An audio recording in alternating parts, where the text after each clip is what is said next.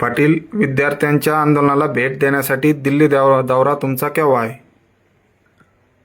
काल जी अमानुषपणानं विद्यार्थ्यांवरती लाठीचार्ज झाला ना, त्याचा कोणत्या शब्दात निषेध करावा कळत नाही आहे. कारण इतकं क्रूरपणाचं सरकार असू शकतं हे पहिल्यांदाच बघितलं.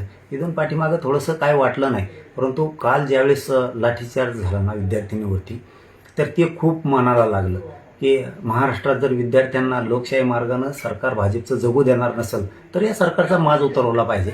कारण हे जर लोकशाही मार्गानं जर आंदोलन करून देणार नसले तर पोरांनी विद्यार्थ्यांनी या देशातल्या जगायचं कसं, हा प्रश्न खूप मोठा आता उभा राहिला आहे.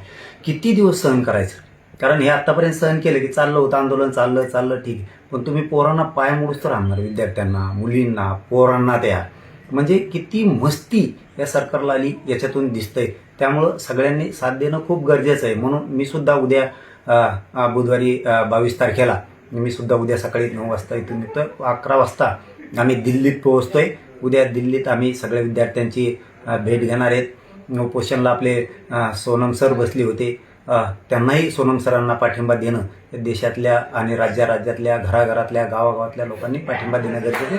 ते सोनम भाऊ ते सोनम सर आपल्या लेकराबाळांच्या भविष्यासाठी लढत आहेत आणि त्यांच्या पाठीशी उभा राहणं आपली जबाबदारी. पण कालचा जो प्रकार झाला ना, तुम्हाला सांगतो, इतका भयंकर प्रकार होता तो कालचा. सरकारनं या देशात आणि या राज्यात लोकशाही जिवंत ठेवली की नाही असं वाटत होतं. अशी चीड रात्रीपासून येते. एका मुलीचा व्हिडिओ रात्री आम्ही बघितला की तिला पत्रकारांना विचारलं, तुला मारलं का, तू का रडती? तिने सांगितलं, मला नाही मारलं, परंतु ज्या विद्यार्थ्यांना आणि ज्या मुलींना जे क्रूरपणानं जनावरासारखं मारत होते ना, त्यामुळे ती थरथर कापून अशी रडत होती.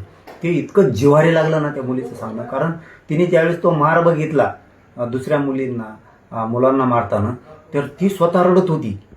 म्हणजे ती मार किती क्रूरपणानं या भाजप सरकारनं दिला असं नाही. भाजप सरकारला सरळ सांगणार, लोकशाही मार्गानं त्या विद्यार्थ्यांना आंदोलन करू द्यावं, दडपशाही करू नये, नसता राज्यात तुम्हाला खूप जड जाईल आणि या देशात सुद्धा जड जाणार आहे. आम्हाला ते सहन झालं नाही, म्हणून आपण घरात बसून काय करायचं, म्हणून आपण इकडचे महाराष्ट्रातले मी उद्याचे परवाचे सगळे दौरे रद्द केलेत आणि मी आता विद्यार्थ्यांसाठी आणि सोनम सर यांच्या भेटीसाठी, त्यांना पाठबळ देण्यासाठी आम्ही उद्याच्याला 22 तारखेला सकाळी 11 वाजता दिल्लीत जातोय. आम्ही छत्रपती संभाजीनगरहून विमानानं आता दिल्लीला तात्काळ निघालोय. उद्याच्याला आम्ही त्या विद्यार्थ्यात, त्यांच्या वेदनेत, त्यांच्या भविष्यासाठी आम्ही उद्या सहभागी होणार आहेत आणि लागल ती साथ त्या विद्यार्थ्यांना 100% आम्ही लागल ती साथ देणार.